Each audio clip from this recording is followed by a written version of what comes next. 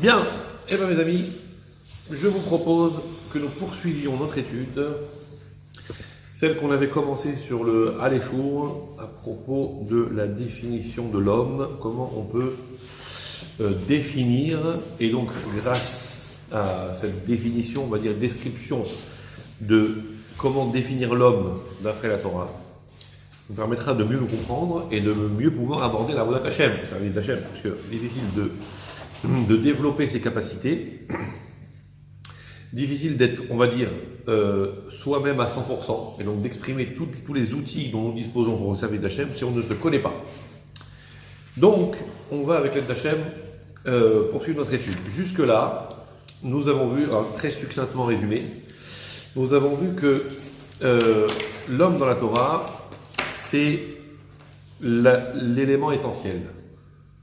Ça veut dire que dans un midrash, au nom de Eliyahu Hanavi, c'est rapporté que on ne sait pas, on se demande, on va dire, si l'élément essentiel c'est la Torah elle-même, ça veut dire le fait de la volonté d'Hachem exprimée dans le monde, ou est-ce que le plus important c'est l'homme qui accomplit cette Torah.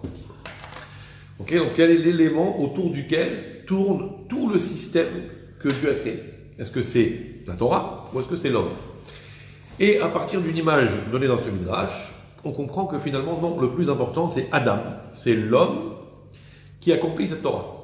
Puisque même si la volonté exprimée d'Hachem, c'est quand même l'élément essentiel, Dieu a créé le monde pour ça, pour un projet. Donc cette volonté exprimée, le projet de Dieu exprimé dans la Torah, c'est l'essentiel.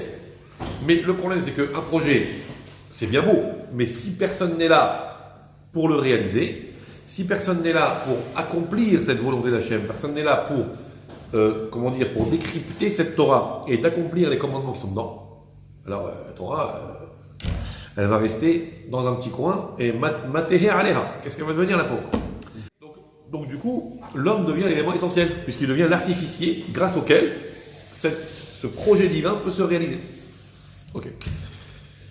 On fait pour l'instant abstraction, entre parenthèses, le libre arbitre, le mérite, le Baruch Hu a voulu nous récompenser, a voulu nous faire du bien. Peu importe, pour l'instant on est dans l'idée que Akadosh Baruch Hu avait un désir de résider dans ce monde par le fait que sa volonté soit accomplie et que l'homme est justement le réalisateur de cette volonté-là. Donc l'essentiel c'est l'homme. C'est pour ça que la Torah accorde à l'homme une place essentielle dans la Torah. Et ce qu'on avait vu avec Rav Wolbe, donc que en fait, toute la Torah est un descriptif du profil type de l'humain. On va dire Adam, allez, profil type de Adam, de l'homme. Il y a des connotations un peu particulières justement sur Adam, pas forcément l'homme, Adam. Il y a le profil type de l'homme à qui il faut ressembler, ça veut dire le profil de l'individu idéal. Et en face, le profil de l'individu, au contraire, pas idéal du tout, auquel il ne faut surtout pas ressembler. Donc on a par exemple Abraham, qui est l'homme louable, dont on met le profil en détail dans la Torah pour nous expliquer qui il est. Voilà quelles sont ses caractéristiques positives, voilà à quoi il ressemble, voilà comment il fait, voilà comment il sert Hachem, voilà comment il... Et en face, d'autres personnages, comme Avimelech, comme Paro à son époque, comme les idolâtres de son temps, etc. etc. Okay. Ensuite, il y a Yitzhak, et en face, Ishmaël. Ensuite, il y a Yaakov, et en face, Esav et Lavan. Ensuite, il y a Moshe, et en face, Bilaam ou d'autres, ainsi de suite. Donc ça veut dire que systématiquement, là, on voit que la Torah, alors c'est pas que ça évidemment, mais ça reste quand même aussi, une étude approfondie du profil de l'homme. On va nous définir c'est quoi l'homme. Et voilà, à travers des exemples, à travers l'expérience de quelqu'un, on nous décrit, voilà ce que c'est l'homme, le Adam auquel il faut ressembler pour pouvoir être à la hauteur des exigences d'Akadosh Baruch Hu. Ok? Et donc c'est ça. Maintenant, si on veut définir de façon plus générale Adam, nous, on s'était attaché, à partir du texte, sur ce qui apparaît dans le prophète Yeheskel. Je ne sais pas si vous vous rappelez, puisque dans le prophète Yeheskel, Ézéchiel en français, c'est le prophète auquel Akadosh Baruch Hu s'adresse de façon quasi systématique en l'appelant Ben Adam. Voilà. Bientôt. Ok, en l'appelant Ben Adam, toi fils de l'homme. Donc ça veut dire que si jamais on devait attacher une description, un profil à ce que la Torah appelle Adam, ben voilà, si Yecheskel, Akadosh Baruch Hu l'appelle tout le temps Ben Adam, Ben Adam, Ben Adam, ça veut dire que sa caractéristique principale, c'est qu'il est la définition même de Adam. Alors, voilà, on va voir qu'est-ce qu'il y a de spécial Yecheskel.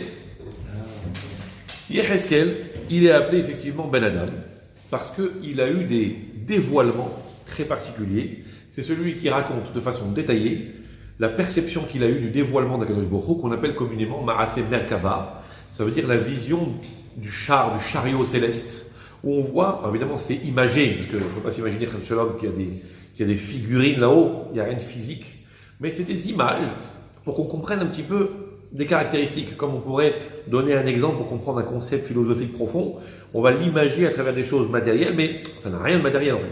Donc on nous explique qu'il y avait un trône, un trône céleste, sur lequel il y avait une figure d'homme, qui était en fait le visage de Yaakov Avinu, donc le symbole de la perfection, on va dire. Et à côté de ça, il y avait des malachim, des anges, okay, dont certains avaient des figures un peu particulières, visage d'aigle, visage de taureau, visage de lion, un truc un peu particulier comme ça. Et donc c'est décrit par Yecheskel. Donc Yecheskel s'est élevé dans cette perception. Et les malachim ont dit, tiens, les malachim, donc au milieu desquels Yecheskel s'est retrouvé du coup, on dit, tiens, il n'y a de Ben Adam parmi nous que celui-là. Ok? Comment il faut comprendre? C'est ça tout le problème. Et là, c'est toute l'ambiguïté. C'est toute la difficulté de comment il faut comprendre ce que les malachim ont dit. Tiens, c'est marrant, c'est le seul Ben Adam qui se trouve là parmi nous. Soit, et c'est comme ça que les Mefarshim l'expliquent, comme ça que les commentateurs l'expliquent, tu peux le comprendre à deux vitesses. Soit c'est élogieux, soit c'est au contraire péjoratif. Élogieux dans quel sens? Waouh! On est une assemblée de malachim, on est des gens spirituels, des êtres célestes. Et a été surclassé ce Ben Adam-là, cet humain qui a été admis dans le club des malachim. C'est que vraiment, Hazak, voilà de quoi est capable l'homme. Voilà un vrai Ben Adam qui se réalise en tant que Ben Adam, puisqu'il a été admis dans le cercle des malachim. Ok? C'est pour nous dire que Adam, c'est une dimension tellement élevée, que les malachim ont dit, finalement, parmi tous ceux qui potentiellement sont les Ben Adam, c'est le seul qu'on peut appeler Ben Adam, parce que vraiment, il se réalise dans toutes ses potentialités, c'est pour ça qu'il a été admis ici. Et effectivement, Adam, qui veut dire, on va dire l'homme, c'est le produit d'une racine, d'un texte, où c'est écrit « Edamé la Elion », je vais ressembler au monde très haut, à Kadosh Baruch Hu, en fait, au suprême. Donc Adam, c'est celui qui est capable de se hisser à des niveaux spirituels tellement élevés, parce que potentiellement, il a été créé à l'image d'Hachem, et s'il se réalise complètement tel qu'il est, il peut se propulser très très haut. Et donc le Adam, c'est celui qui potentiellement a des capacités qui peuvent le propulser très haut. Ça, c'est le côté élogieux, mélioratif, on dit. Ok? Maintenant, le côté péjoratif, c'est... Dis-moi. Mais Ben Adam, il a des... Qui fait là, celui-là? Mais il a des capacités, ou il se crée des capacités. Ah non, il s'est construit. Ah, ils arrivent. Il a. Là, on ne peut pas se créer des capacités, on ne peut pas être autre chose que ce qu'on est. Mais ce qu'on peut, par contre, c'est dévoiler, développer ce qu'on contient.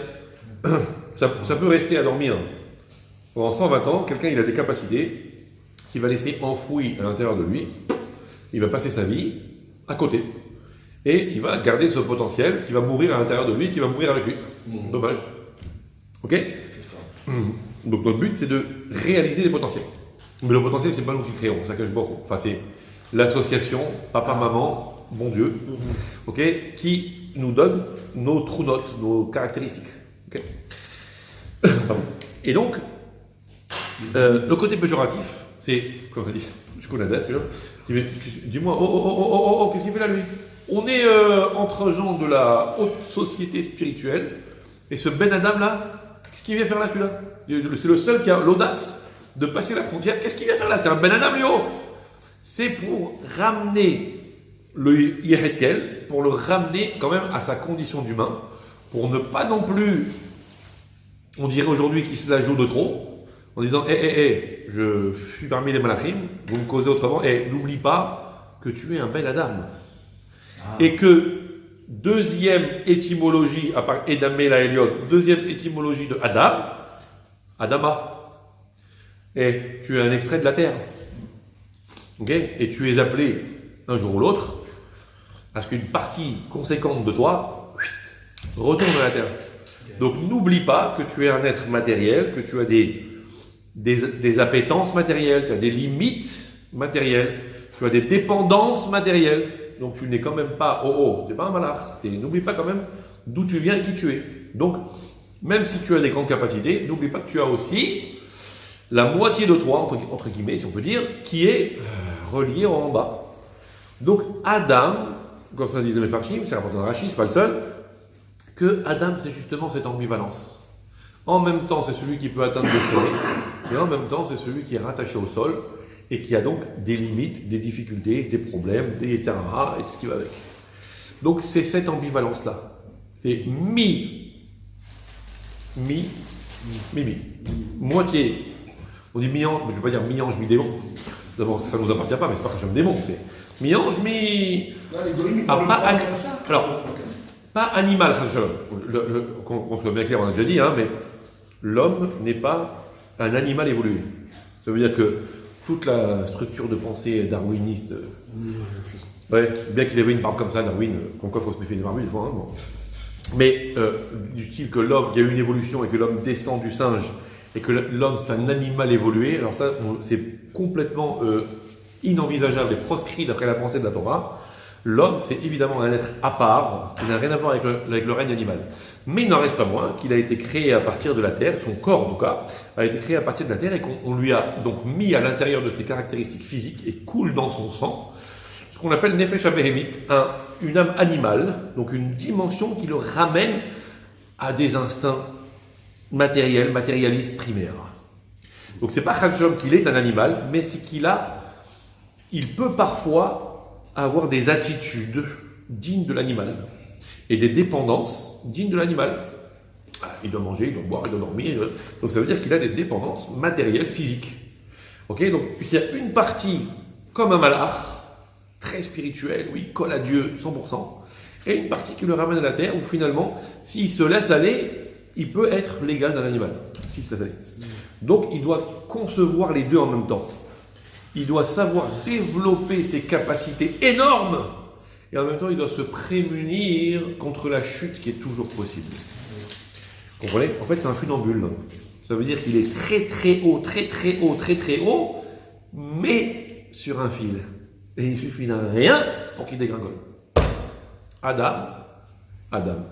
Edamé la Eliot, Adam, Minha Adama.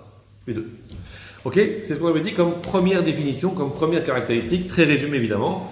Mais en tout cas, donc, il faut avoir cette conception en tête que c'est ça, Adam, c'est les deux. Ok? Et c'est très important de se rappeler des deux. Vous comprenez?